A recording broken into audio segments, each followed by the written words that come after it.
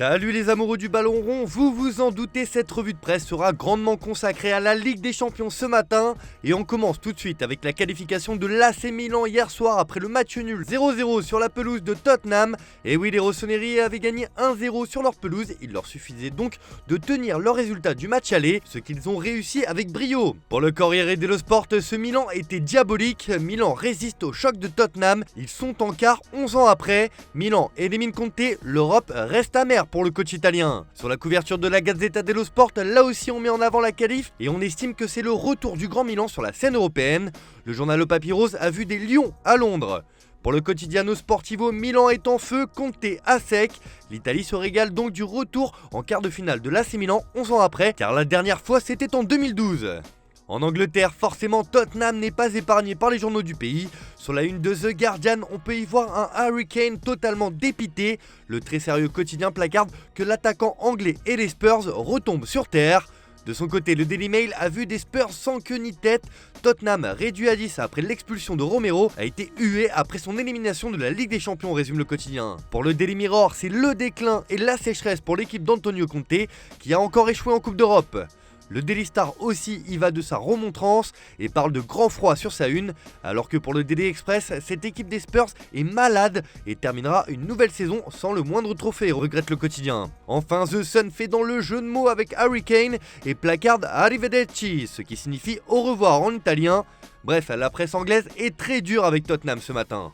On passe à l'autre match de la soirée, le choc entre le Bayern Munich et le Paris Saint-Germain. Et finalement, il n'y a pas eu d'exploit pour le club de la capitale qui sort en 8ème de finale de la Ligue des Champions après sa défaite 2-0 hier soir et celle de l'aller 1-0. Le journal L'Équipe résume assez bien le sentiment général qui domine ce matin. Paris sans génie, écrit le quotidien sportif. Lionel Messi et Kylian Mbappé complètement muselés, le PSG est redevenu une équipe ordinaire surclassée par le Bayern Munich. Cette nouvelle élimination prématurée marque l'échec de tout un club, notamment de sa direction. Paris n'a jamais vraiment donné l'impression d'être en mesure de renverser la situation à Munich.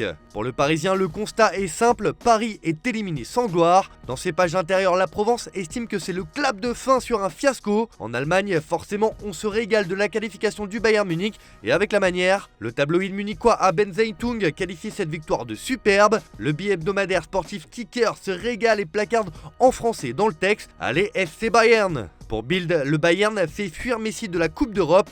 Vous l'aurez compris, il y a deux salles, deux ambiances ce matin.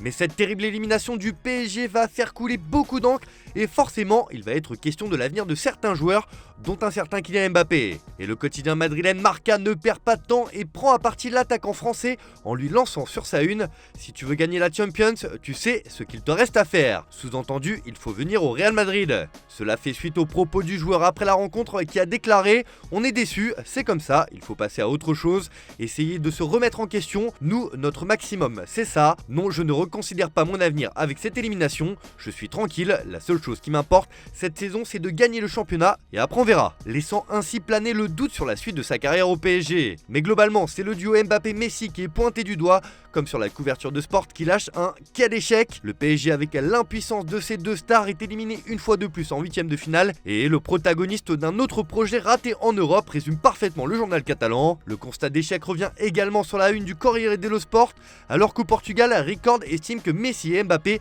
font leurs adieux à la Ligue des Champions.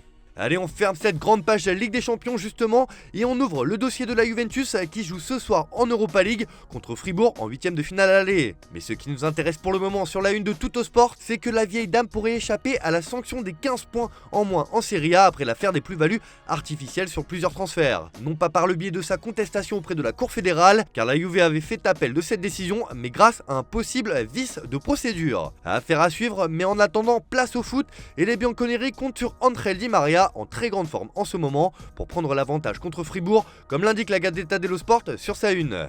Allez, on termine d'ailleurs avec de la Ligue Europa puisque le Sporting reçoit Arsenal sur sa pelouse ce soir. Alors comme l'exhorte Abola ce matin, c'est le moment pour les Lions de montrer leur force à toute l'Europe face à un adversaire redoutable, le leader de la Première Ligue. En effet, les Lions ont besoin d'un grand match européen, juge encore le quotidien sportif, alors que de son côté, The Guardian met en avant la mise en garde de Mikel Arteta, qui a confié que ce ne serait pas une tournée européenne pour les Gunners, même si le coach espagnol est optimiste pour la suite. Voilà, c'est tout pour ce matin, bonne journée à tous, merci de votre fidélité. On se retrouve dans quelques instants sur Twitch pour débriefer la revue de presse et en fin d'après-midi pour le JT Foot Mercato.